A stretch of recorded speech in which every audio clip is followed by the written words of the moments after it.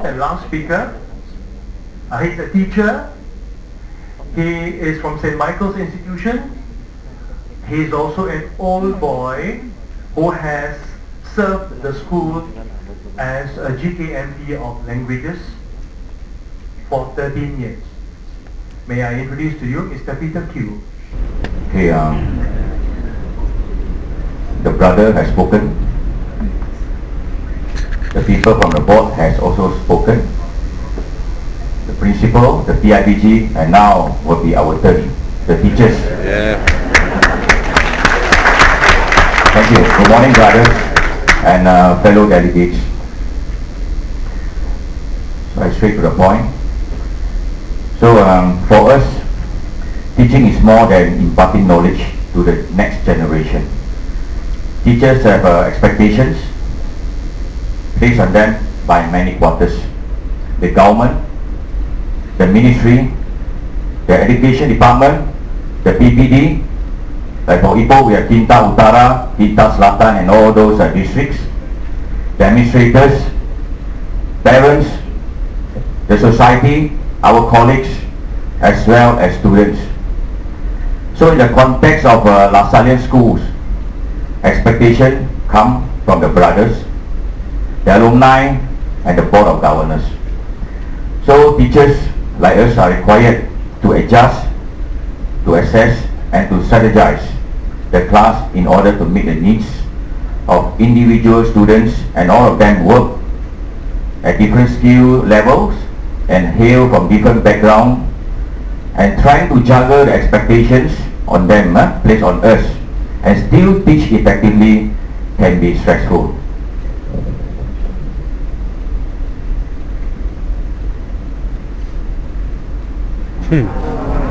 Workload. So the one sitting behind the table is the teacher. So with increased salary, 6 working hours compared to others with at least 8 working hours and long school holidays, as well as great opportunity to affect the lives of the nation youth. Schools are excellent places to work. That's what say the government.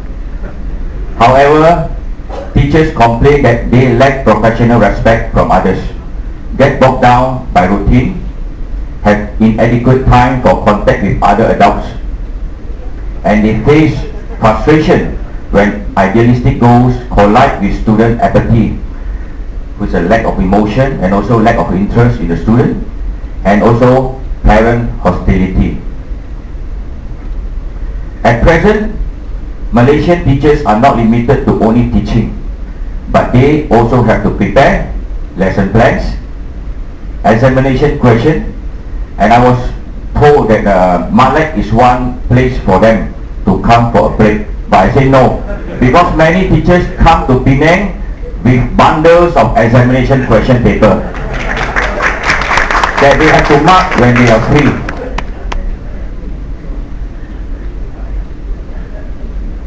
So the horse is the teacher. Yeah, with this overloading, our load in our job.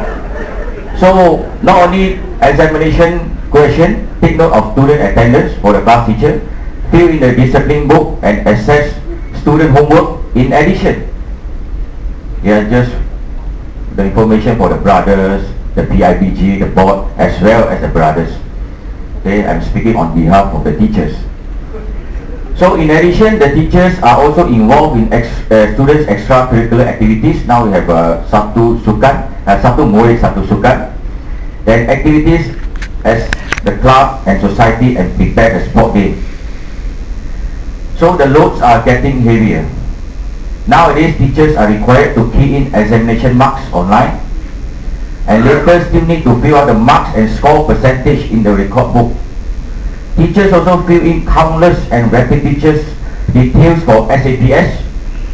Right or not, teachers? Betul. Pengkalan data murid. That is the information about students. E-Operasi. Then SMM. I'm not sure what is that. Got too many already. Don't worry. Aplikasi data murid. And we also have to key in our particulars for LADA. And so many more. And now the latest is PBS. Yeah. When some teachers went over to the respective education department for a talk, and they asked the master trainer what is SPS and what are the requirements, and they said what? We also not very clear. This is what teachers are facing nowadays. And now even our pay slips have to be printed on our own. Yes or not, teacher? Yeah. So teacher now suffer. What will be the solution later? You will see. I have two solutions for us teachers. So now teachers might suffer mental and health problem due to variety job functions. So solution number one, the band hit here. So this is the stress reduction kit. The direction, place the kit on a firm surface. Number two, follow direction in circle of hit. Then number three, repeat step 2 as necessary or until unconscious. And number four, if unconscious, cease stress reduction activity. But the next day we still need to go to school. So solution number 2 will be this later. So reason for depression are not only the heavy workload, but also due to dealings with headmasters, principals, the club, parents, and also students. It is also mentioned that according to a senior psychiatrist, the consultant at the University Malaya Medical Center, it is estimated that out of the 22,000 patients that seek treatment at that hospital annually, 10% of them are teachers. So it is quite a number. So according to this doctor, patient said according to her look very normal, and in actual fact they are these teachers are very hardworking, very productive, although they have limited amount of time to carry out their duty. So they feel the stress, feeling of not doing enough, for the school, and also eventually depression. So these excessive stress on teachers are serious and wide-ranging. They can include physical symptoms, mental health issue, including anxiety, depression, insomnia, burnout, and also increased risk of suicide. So this is solution number 2. Ituka. Yeah, this is also another one. Yeah, thank you. That's okay. Now, challenge number 2. Students' behavior. So teachers may have to face a lot of distraction in the classroom daily. So they have to deal with uninterested and also unmotivated students. So facing a total of 35 to 40 old students with different personalities, set of values, and variety of family backgrounds in the classroom is not a small matter. So students often also show ignoring and neglecting behavior as they do not know the importance of education. So such uninterested and unmotivated students cause frustration in teachers, and these are a real challenge for us. So we also have to face inattentive students and noisy students and also the stubborn student. So we have students who are not following instruction. They oftentimes do the things that can totally trigger our patience. So finally, there are also students who would do anything just to disrupt the flow of the class. So teachers are also facing the sleep-deprived and lethargic students. Those students who come to school tired every morning. So while the lesson is in progress, these students often find it difficult to concentrate and appear bored during lesson. So lethargy and exhaustion may be caused by many factors, one of which is they are doing job in parallel to the study. And while we share this predicament of this student, we still expect them to stay awake and focus while the lesson is on. So another one is challenge number 3. Parents. So we have pushy parents. when our Miss Rowena said that just now that we parents difficult to face the teachers. It's not easy to face the teachers, partly because we also have parents march into the classroom while the teacher are teaching just because of certain students. So disrespectful behavior from students, and at times parents coming into the classroom confronting the teacher is also a problem teachers usually face. So we teachers oftentimes complain about lack of parental cooperation and understanding. So parents start attacking teachers when they hear complaint from their kids against the teacher. So parents like to defend their child without knowing their child's behavior and problems. So we feel that a student can become successful only when parents support us. We as teachers acknowledge that this is a challenge facing us today. Another challenge number 4. All the time we were told about the Gen Y breed of students. Now we have also the children coming from the Gen Z. Okay? So Gen Y students are from the net or the millennium generation born between 1980 and 1999. So they are also called the Generation Yers. And for today, the students in year 6, they are actually born in the year 2000, Form 1, 1999, and the Form 5 this year, they were born in the year 1995. So they are the Gen Y. The Generation Z, those are born from the year 2000 onwards. So the current breed of teachers today were born during the baby boomers, I think majority of us. We were born between 1946 and 1964. And we have also some teachers here who are born during the Gen X, who were born between 1965 and 1980.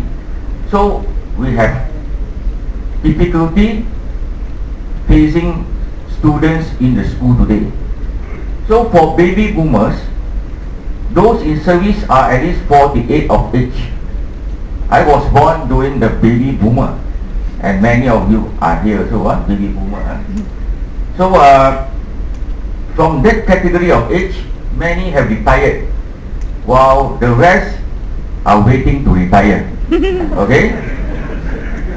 So now these challenges, when it comes to handling the Gen Y and Gen X, partly because we don't understand them. So today,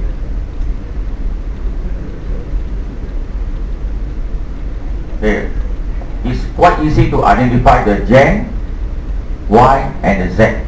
They are techno-savvy, because they grow up with technology. So they are intimate with technology and they are good at it. So they will take out the iPad, they tweet, they Facebook. So this is what they call techno-savvy. Number 2, they have short attention span. So imagine getting what you need all in the click of the mouse. They are doing that. So in just 1 second, they can get the information. So the teachers are just the facilitators. We don't actually tell them what to do. Now, Gen Y, Gen Z, they are very, very impatient individuals. So we have to really tolerate and understand that they are from that breed of generation. Number 3, they consume and filter information quickly. They Google, they Yahoo. So this group of students are confronted with plenty of information from various sources. So if they think that the information that you give to them is not accurate, they just switch off. So there will be some special skill dealing with them, which I'm not going to say, because my job is to tell out our challenges. They are not the solution. I've been reminded, just tell them the challenges. So number 4, they multitask very well. Because Gen Y and the Z, they grew up with technology, so they are very good in multitasking. So So they can chat online, they can tweet, do homework, watch TV, listen to music, all at the same time. So these are the students, Then my son also the same. Now I have to start to understand him. So number 5 is whatever they want it now. Like for example, during our time or a few years ago, after the examination, we will say, okay, now we will give them 2 or 3 days later the marks and all. Now it's not. They want it immediately. When you pass to them the answers and the marks just after the examination is over, they will have respect for you. But it will be torturous for us, very torturous. So, okay, the Gen Y and the Gen Z grew up in a very competitive and materialistic society with both parents working. So, most of them, they don't know, they have not come across the economic downturn. They never experienced the economic downturn. So, they have all the materials goodie on hand. They have smartphone, iPhone, iPod, money in their pocket at all times. And they go for clothes, fashion and all those. And when they deal in computer, they are very good at it. So they tweet and the world is virtually connected. So anything they want, they expect to get it fast. I mean, this is our new generation of students, even our children, okay? So now, I happen to know this teacher. Okay, this is a challenge for this man. He went to Sarawak in the year 1989 with just 4 friends. It was a real challenge. Sometimes I say challenge come in a lot of forms, not only in the classroom. So this is a very interior place in Simunjan, and this school is in Jelita. So this man went there in 1989, very depressed, wanted to give up. With only 27 students and 3 classes. Year 1, Year 3, Year 5. Then there will be no intake for the following year. The following year will be 2, 4 and 6. So there will be no Year 1. So only 4 teachers. And where is the other teacher? Taking the photograph. Okay. So I have to squat. This person has to squat down because we stand up, it wouldn't be nice to the headmaster. The headmaster is on the left. The right one is the colleague. So it is somewhere near the division 2 in Sarawak. And how to access there? Okay. So you see, from 3% perseverance, that challenge to that teacher, and now he has a lot of friends. He is now teaching in Ipoh, St. Michael's Institution. And these are the visitors from all our old boys. They come and say hello to a person. And also, this is a challenge. Okay, back to Sarawak. That is the road to the school, which you cannot see from the roadside. And after about 6 months in the school, that teacher said, why not we come up with a sign? What is it? What? SK, SK Lepung Amplas welcomes you. So that challenge was supported by the villagers there to say that when you face the challenges, people do understand. This is a toilet. Okay, this is a very, very smelly toilet. So I only went into the toilet only once. Then I've never used that before. Okay, and now starting from just one toilet. So after that challenge, okay, we try to understand the situation. The school, that this person is being posted to and now teaching there has a 5-star toilet. So we thank the old boys, okay, the brothers, and also the parents for the support. Okay, because they want the best for the students. This is the interior of the toilet. Okay. So going back to to Sarawak again. This teacher has to wait through.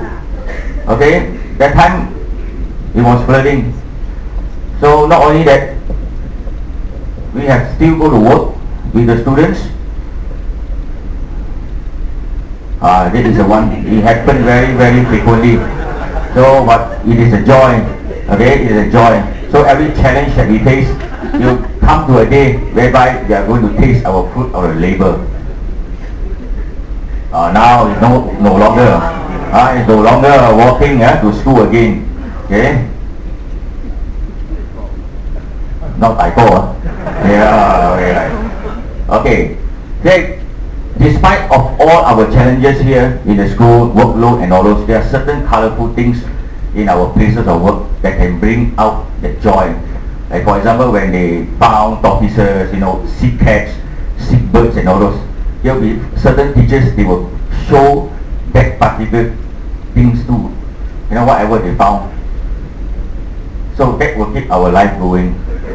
Yeah. And it's not meant for the pot, this one found what I call crack,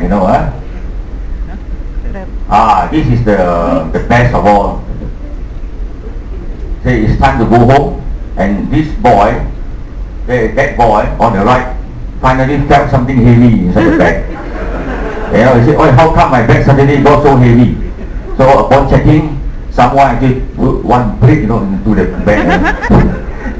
So these are all the things that will make our life colorful, and interesting. So thank you very much. So I hope no question today, because we are one big group, teachers. So thank you. And now it's question time. But the questions can be thrown to any of the panel members.